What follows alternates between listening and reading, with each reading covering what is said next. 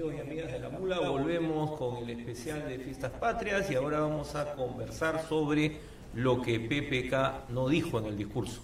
Estamos con Nelly Luna, periodista, Cecilia Nissen, también periodista, Iván La Negra, abogado y politólogo. ¿Sí? ¿He dicho bien? Y bueno, la primera pregunta es, ¿qué cosa no dijo PPK, Nelly, en el discurso? Yo creo que uno de los temas de fondo dentro del discurso que PPK pudo haber mencionado tiene que ver con la reforma tributaria. El país hay una crisis elemental y visible, además de presupuesto para diversos proyectos. Se ha mencionado que hay muchos proyectos de inversión que están paralizados, pero no se mencionó la posibilidad de encontrar nuevos espacios de donde obtener esos recursos. Por ejemplo, eliminación de ciertos beneficios tributarios en sectores económicos que tal vez ya no lo necesitan, o por lo menos anunciar la revisión de estos beneficios. Lo segundo es también una estrategia desde la SUNAT para cobrar los millones de multas que tienen alrededor de 50 empresas que son las más importantes, pero todo este asunto de cómo reformar y reformular la estrategia tributaria del Estado, ampliando su base de recaudación, por ejemplo, no estuvo presente. Y es uno de los, particularmente creo que es uno de los elementos donde el gobierno podría obtener más recursos, ¿no?, para poder y continuar sobre todo con los programas sociales. Cecilia.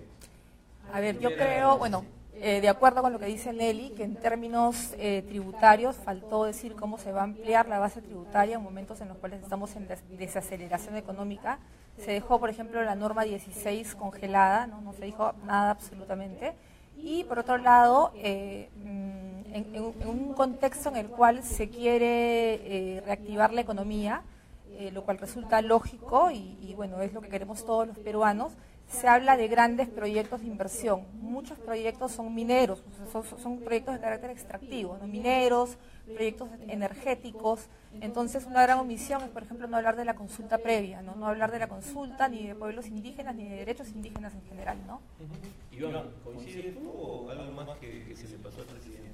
Claro, lo que pasa es que, a ver, este es un año en el cual el presidente ha presentado 3 documentos en realidad, ¿no? Ha presentado, digamos, el discurso que ha hecho hoy, una suerte de resumen de los logros principales del gobierno, que lo presentó anteayer, y además un documento, una memoria del gobierno, ¿no? Un documento mucho más extenso, ¿no? Entonces, cuando uno ya mira los 3, digamos, ya uno ve que efectivamente hay ciertas prioridades, ¿no?, en algunos temas y otros temas en los cuales sin duda el asunto tiene menor perfil, ¿no? Y es claro que el mensaje se supone que es un mensaje más político, o sea, más estratégico, ¿no? Es decir, lo que va a señalar son los temas que responden primero a las exigencias de la ciudadanía, lo que está esperando que se digan cosas, pero también lo que van a ser como los pilares de gestión básicos, ¿no?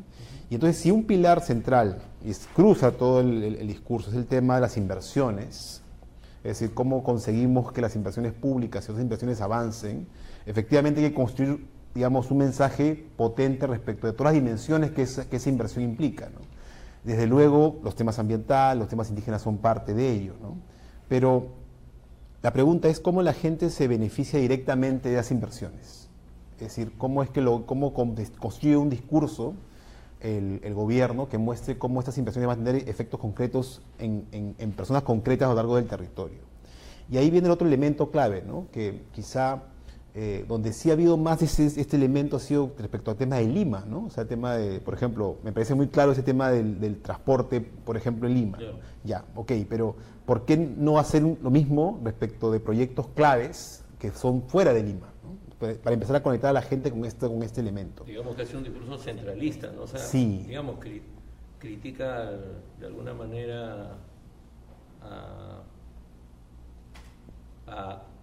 el centralismo que ha habido antes en las celebraciones de otros centenarios, pero igual estamos cayendo en lo mismo. Sí, creo que el problema es, finalmente, como el discurso tampoco puede ser muy extenso, ¿no? Pero si haces ese esfuerzo de poner ejemplos, tienes que construir ejemplos que sean coherentes con ese mensaje central que estás dando, ¿no? Si quieres mostrar que esto es un esfuerzo nacional, que nos involucra a todos, los mensajes también tienen que ir en la misma línea. Nelly, tú has señalado el tema tributario y se acaba de señalar también ese vacío en el tema ambiental y de pueblos indígenas, ¿no? Pero además hay algo que se dijo en la mesa anterior. los conflictos parece que no existieran en el Perú. ¿Cuál es tu lectura de esto? ¿Es también porque hay un mensaje de un determinado tipo, entonces es mejor no hablar de ciertas cosas? Sí, yo sí creo que el mensaje tiene elementos muy políticos, estuvo dirigido al Congreso, en un Congreso por mayoría fujimorista además, y más tranquilizador, por eso tal vez intentó no meterse en el tema de conflicto. Y es una pena porque, por ejemplo, menciona los 3 proyectos de inversión, el de Quellaveco, el de Miquimachay y el de Michiquillay y el de Corina. Y los 3 son proyectos mineros en zonas donde hay mucha población agrícola e indígena, y no queda claro un poco cuál va a ser el procedimiento para destrabar esas inversiones, ¿no? Y además está el conflicto que está todavía pendiente y que mencionó Ricardo Cuenca en la mesa anterior, vinculado a educación, ¿no? A la huelga del SUTEP en el sur. Entonces, o no lo hizo por estrategia política, pero sí es lamentable que no lo haya mencionado, porque no va a ser posible continuar con ciertos proyectos si es que no se tiene y se respeta la consulta previa en las comunidades que necesiten hacerlo, ¿no? Bueno, cuando tú dices que es un mensaje básicamente tranquilizador, ¿te has referido tranquilizador para la mayoría fujimorista o para quién? No me quedó claro. Sí, yo creo que hay dos. Quiso tranquilizar al sector privado, de donde está buscando las inversiones, y quiso también dar una idea de tranquilidad al Congreso fujimorista, porque incluso él habla mucho del freno económico arrastrado por el gobierno anterior, ¿no? O sea, en 2 oportunidades hace referencia y responsabiliza de desaceleración a falta de políticas claras. Incluso menciona la gran cantidad de empleados públicos que se contrataron durante la gestión anterior, aunque ahí nosotros hemos hecho en Ojo Público un chequeo ayer y no nos queda muy claro de dónde saca esa cifra sobre la cantidad de nuevos trabajadores contratados por el Estado durante la gestión de Humala. Pero en fin, fuera de eso, yo sí creo que hay varias cosas que el presidente en torno a temas ambientales tampoco no dijo, y tienen que ver, por ejemplo, con la administración del agua, ¿no? O sea, los conflictos y el tema de la consulta previa está asociado no solamente a proyectos de inversión que necesitamos, pero sobre todo en zonas donde hay o estrés hídrico o demandas puntuales asociadas a la contaminación. Entonces, la estrategia, y no sé cuál va a ser el mensaje del presidente también en los próximos meses a través del Ministerio de Economía, de Energía y Minas con la nueva ministra, para aproximarse a esas comunidades que están en conflicto latente, ¿no? Sí, sobre ese tema, tú también planteaste en tu primera intervención el tema de que no se había hablado de la consulta previa. La consulta previa apareció para muchos como una suerte de varita mágica para resolver los conflictos, y al final los conflictos continuaron y la consulta mostró cuáles eran los límites también de la aplicación, ¿no? ¿Qué es lo que tendría que hacer el gobierno para que esto cambie?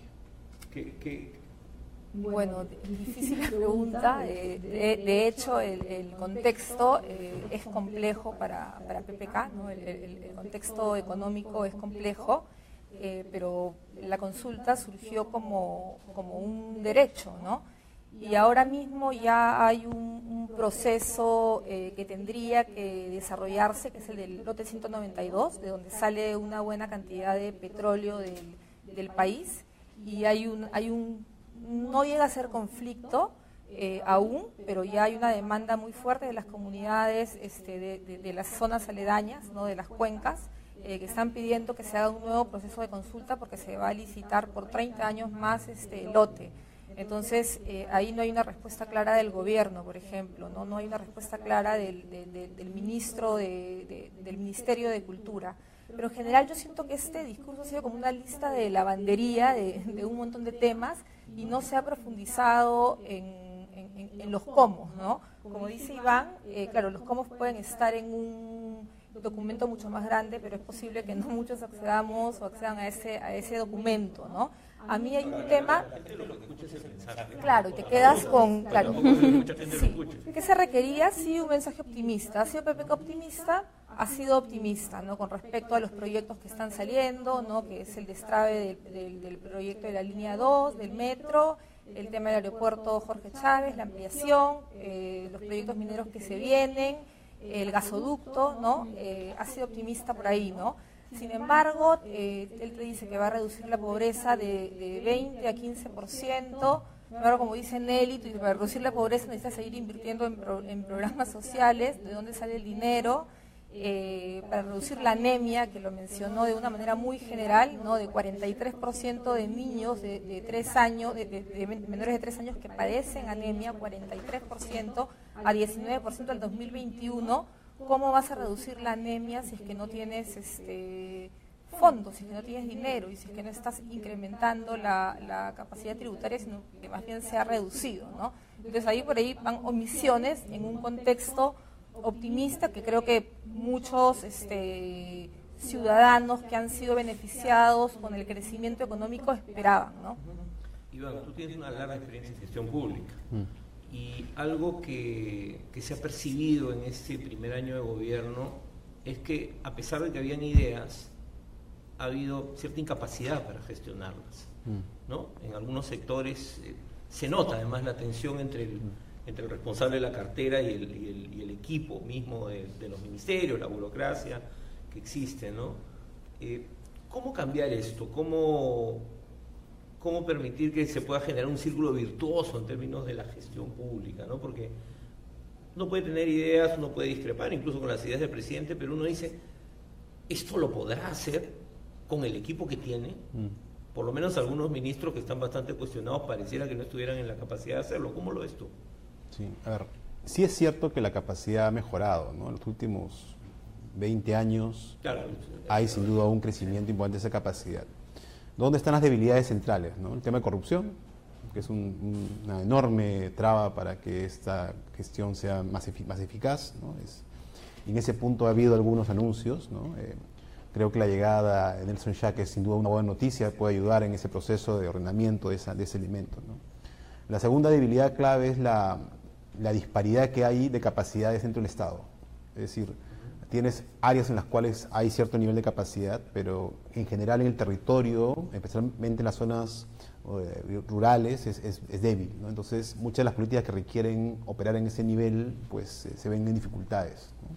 Además de que tienes sectores nuevos, o sea, claro, ambiente y cultura son sectores que no tienen, pues, no tienen despliegue, aunque ni despliegue ni los recursos de la historia de educación. Parcialmente lo tienen en algunos casos, ¿no? Y el tercer elemento es la coordinación, ¿no? Que muchos de los problemas son simplemente que no hay coordinación entre sectores, y lo cual se agrava cuando no hay una política territorial, es decir, no hay nadie que esté mirando el territorio como todo, y por lo tanto no mira cómo las distintas políticas interactúan entre ellas, ¿no? Entonces, por ejemplo, en el discurso se habla de vamos a invertir en aguas residuales, en reducción de tratamiento de aguas residuales para reducir la contaminación.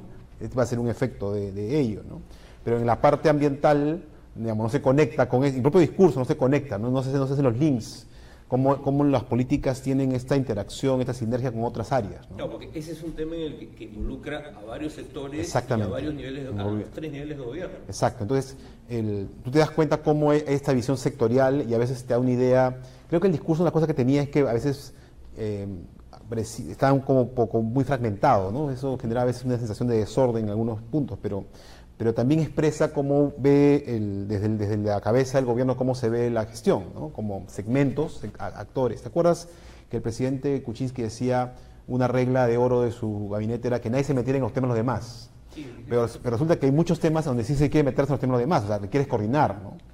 Y eso es aún más complicado ahora que la cabeza del Consejo de Ministros también maneja el MEF, con lo cual... ¿Crees que eso ha sido un error? Yo creo que eso le puede traer dificultades, porque en la práctica lo que va a hacer es que tenga que delegar alguna de las dos tareas en un segundo, ¿no? Pues es más probable que sea en la PCM que en el MEF. Siendo los dos cargos más importantes del país. El más político y el de gestión más importante sin duda, ¿no? Entonces, yo creo que ahí tenemos... yo creo que esos 3 elementos, se hacen cosas concretas, seguiríamos mejorando nuestra capacidad, ¿no? Pero, ¿qué tú requieres para hacer eso, no? Tú requieres objetivos muy concretos, ¿no? De gestión en cada una de esas dimensiones, ¿no? Pero en la corrupción posiblemente podemos avanzar un poco más, pero si no tienes una idea clara de cómo vas a continuar la digitalización, es muy complicado que puedas mejorar las capacidades en el territorio. Y en la tercera línea, si no... Lo que es carrera pública, ¿no? Claro. Creo que no lo ha mencionado. Exactamente, por ejemplo. Memoria, quizás, sí, no sé. Sí, hay algo de servicio civil, pero veamos, lo que ya conocemos un poco de lo que venía atrás, ¿no? Y en el tercer área, que es la interconexión intersectorial, la creación del Viceministerio de Gobernanza Territorial no un nuevo viceministerio dentro del Ejecutivo y uno esperaría que en este discurso hubiera alguna línea de lo que va a hacer. Y no aparece. Sí, pues nadie sabe. Cuando creo, entiendo, el único viceministerio que ha creado este gobierno. Así es. Y van a plantear un tema que es el tema de corrupción, Nelly, tú sigues esto a diario, ¿no?, en tu trabajo. Habló el presidente del tema de la muerte civil, y van acá a mencionar el tema de la Contraloría, que es una propuesta del gobierno, además lo ha señalado. El presidente ha hablado de este proyecto de ley de reforma del sistema de elección del Consejo Nacional de Magistratura, que lleva a una reforma constitucional, ¿no? O sea, implica que tiene que haber una negociación con el fujimorismo. Pero, ¿qué más se puede hacer? O sea, ¿qué se puede hacer realmente, ¿no? Porque a veces se plantean grandes cambios. Se planteó que la Procuraduría General fuera autónoma, ¿no? En la campaña se debatió, se le dio todos los poderes a la señora Príncipe, al final fue medio un desastre, ¿no? ¿Qué cosas se puede hacer realmente? Bueno, para empezar, las procuradurías no pueden ser completamente autónomas porque dependen del Ejecutivo, o sea, la jefa de las procuradoras es la ministra de Justicia, ¿no?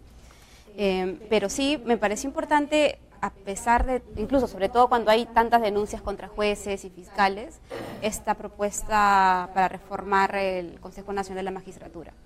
Ahí el tema, yo imagino que otra vez va a tener que ver si es que el Congreso está dispuesto o no a aprobar esta ley, a discutirla y a incorporar elementos que nos permitan tener un CNM mucho más eficiente y eficaz, ¿no? Y poder sancionar de manera, o sea, que no se sienta tanto la impunidad con la que opera el Poder Judicial, ¿no?, muchas veces, ¿no? O sea, hay jueces que están acusados de corrupción, que están, por ejemplo, solamente el caso de Villestein y el incremento patrimonial, que en su momento el Consejo Nacional de la Magistratura prometió investigar, no quedó en nada, ¿no? Entonces el CNM tiene muchas funciones que está incumpliendo y que ojalá en algún momento sí se pueda reformular a través del Congreso. Sí, a mí me parece, pero yo dudo que este Congreso con esta mayoría lo pueda hacer. La otra que está frenada, el que está paralizada en el Congreso también, y ahora lo ha planteado, pero no como proyecto de ley PPK, es la necesidad de tener una Contraloría también menos politizada. No utilizó el término, pero a mí me dejó esa sensación. Y con la salida, mencionó incluso el caso del Arcón por las grabaciones que tuvo con el exministro. Pero no hay no sé, otra vez, este Congreso el que se va a encargar de reformular las acciones de la Contraloría, yo también lo dudo. Y el otro tema que es mucho más importante a nivel de corrupción y que no mencionó tampoco ahora el presidente tiene que ver con el impacto de Lavallato, ¿no? Hace unas semanas nosotros entrevistamos a José Guillermo Lumbreras, que es un especialista en temas de inversiones, y él mencionaba que estas grandes inversiones asociadas a Odebrecht, porque Odebrecht estaba casi en todos los estamentos de las grandes megaconstrucciones, se van a sentir recién el próximo año, ¿no? ¿Por qué? Porque ya se están dejando de pagar a proveedores, se están despidiendo a mucha gente. Entonces el impacto económico va a ser recién más directo en el 2018. Eso por un lado. Y lo otro es cómo está ingresando también el dinero ilícito a nuestra economía.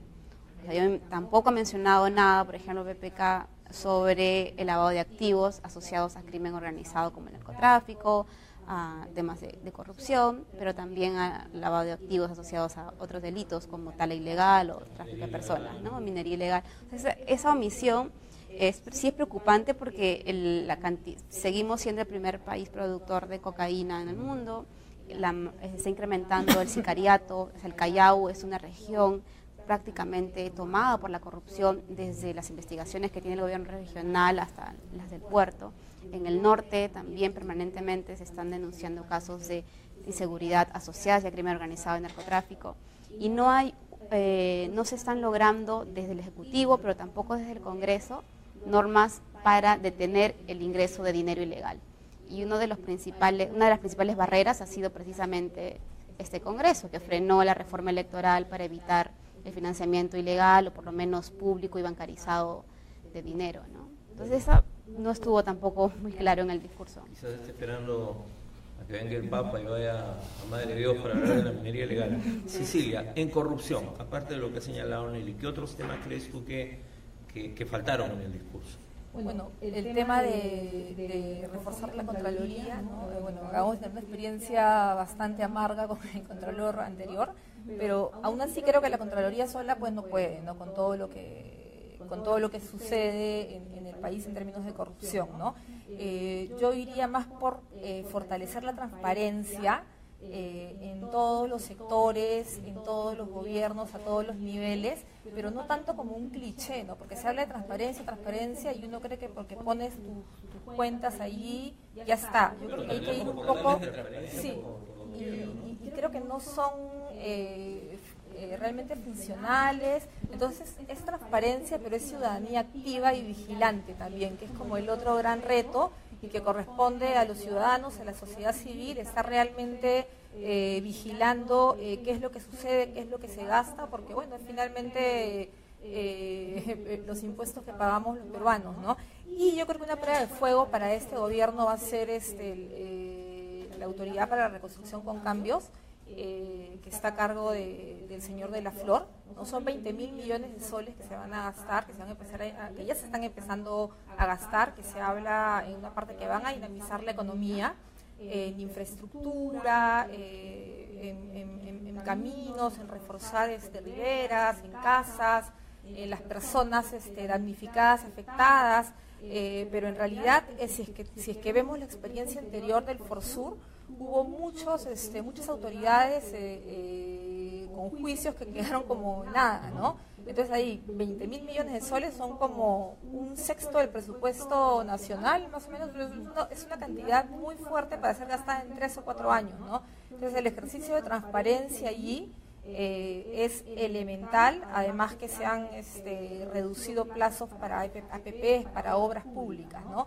Y yo quería agregar algo más allá de la corrupción, ya que estamos hablando del niño costero, es que siento que se habla del niño costero como el culpable de haber reducido un punto el crecimiento del PBI, pero no de las personas que hay atrás, ¿no? Y estamos hablando de más de 100 muertos, de miles de afectados y damnificados, y de personas que aún siguen en carpas en estos momentos, ¿no? Entonces, y el plan en sí, bueno, es muy difícil la tarea que tiene el señor de la Flor, pero es un plan como muy urbano, ¿no? Cuando una casa de las que se piensan no soluciona, por ejemplo, lo que ha sucedido en zonas rurales, ¿no? Que son chacras, que tienen otra dinámica, no son casas chacras, por ejemplo, ¿no? Entonces es un punto a tomar en cuenta también por el gobierno. Iván, en el tema de corrupción, Nelly ha sido muy clara. El gobierno puede tener buenas intenciones, pero tiene al frente un Congreso que no le importa la lucha contra la corrupción, ¿no?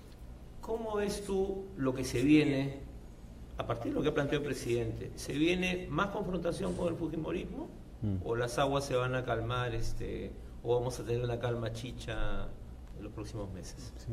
O sea, creo que la respuesta va por el lado de los incentivos que tiene el Congreso para llevarse bien con el Ejecutivo, ¿no? Y pareciera que no tiene muchos. Digamos, por más buenas intenciones, entre comillas, de generar procesos de conversación o puentes, como se le llama ahora, en realidad al Congreso le conviene pues mantener una situación, digamos, de crítica al gobierno y por lo tanto eso no va a variar, ¿no? Ahora, sí hay algunos temas que los van a tomar, digamos, posiblemente con más calma, ¿no? Yo creo que el tema de los ministros, yo creo que ha sido un tema que ha generado y generado en la población una sensación de obstrucción, ¿no? Precisamente la relación ha sido más por las cabezas de los ministerios, ¿no? El caso de Saavedra principalmente, pero también los demás, esa ha sido la parte visible de esa tensión. Quizás en ese punto algo baje, ¿no? Pero en el resto de temas yo no creo que la tensión se reduzca, ¿no? Y creo que la llegada de Galarreta a la presidencia creo que es una señal clara de por dónde va a ir la relación, ¿no? Muy bien, amigos, amigas, Nelly, Cecilia, Iván, muchísimas gracias por sus comentarios. Ahora todos nos vamos a celebrar y les deseamos a todos unas felices fiestas patrias, un feliz 28 y gocen de este fin de semana largo que todos y todas nos lo merecemos. Nos vemos. Gracias.